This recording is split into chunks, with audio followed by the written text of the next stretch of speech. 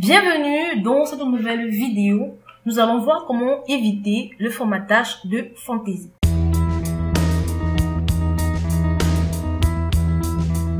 Excel facilite l'application d'effets qui rendent tout brillant, scintillant et tellement beau les graphiques. Maintenant, ne vous méprenez pas, ces nouveaux graphiques sont plus qu'acceptables pour les graphiques créés pour les représentations de vente et de marketing. Cependant, quand il s'agit de tableaux de bord, vous voulez certainement les éviter. Un tableau de bord est une plateforme pour présenter votre cas avec des données. Alors, pourquoi habiller vos données avec un formatage superflu alors que ces données en elles-mêmes sont ce que vous voulez faire passer? C'est comme faire un discours dans l'uniforme d'un général romain. Alors, nous avons tout simplement dans cette feuille de calcul de graphique, un avec lequel j'ai apporté beaucoup de fantaisie et l'autre pas. Alors, j'ai créé tout simplement ce graphique, celui de gauche, avec un formatage et tout ça en quelques clics. Donc, c'est pas magie. Ne voyez pas ça, vous pensez que c'est magie, c'est pas magie. Je l'ai tout simplement fait avec quelques formatages, tout ça en quelques clics. Donc, Excel, comme vous pouvez le constater, Excel rend très facile la réalisation de ce type d'effet avec ses fonctionnalités telles que avec ses fonctionnalités style et de mise en page. Le problème est que ces effets sont atténués. Les données même que vous essayez de présenter doivent tout simplement être simples et facilement accessibles à interpréter. Alors de plus, si vous incluez ce graphique sur une page avec 5 ou 10 autres graphiques avec le même format, vous créez un désordre aveuglant qui est difficile à regarder et encore moins à lire. La clé pour communiquer efficacement avec les graphiques est de présenter les données aussi simplement que possible. Nous avons ce graphique à droite qui montre les mêmes données sans le formatage de fantaisie.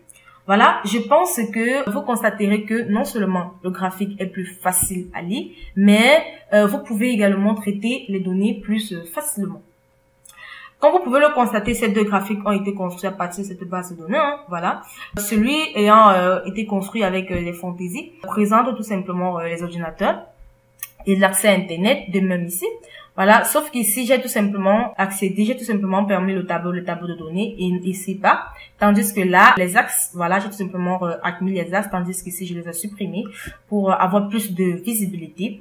Voilà. Donc, comme vous pouvez là, directement, vous pouvez là voir que la présence d'ordinateurs, nous sommes à 37, tandis que les accès à Internet est à 18 pour l'année 1997. Donc ici, c'est le même type de, c'est le même graphique, sauf que là, j'ai apporté beaucoup de fantaisie qui est beaucoup plus touffu. Voilà, mon graphique est beaucoup plus touffu dans ce cas, pas assez accessible, pas assez facile à lire, alors que dans celui de droite, elle est plus facile à lire et facile à comprendre. Alors, il est important de connaître, d'avoir quelques conseils simples à suivre pour éviter d'en faire trop de formatage dans les graphiques. Premièrement, n'appliquez pas de couleurs d'arrière-plan à la zone de graphique ou à la zone de tracé. Les couleurs, en général, doivent être réservées au point de données clés de votre graphique. Comme vous pouvez le constater dans mon graphique de gauche, j'ai tout simplement appliqué une couleur d'arrière-plan qui est le noir, tandis que là, je n'ai appliqué aucune couleur d'arrière-plan. Donc, elle a été construite tout simplement par défaut avec la couleur donnée par Excel qui est le blanc. Voilà.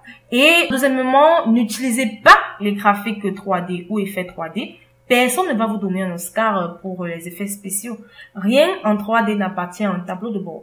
Il est vraiment important d'éviter au maximum les graphiques 3D ou encore les effets 3D dans vos tableaux de bord. Ensuite, n'appliquez pas d'effets fantaisistes tels que l'air dégradé, le remplissage de motifs, les ombres, les lueurs et des contours adoucis et toute autre mise en forme.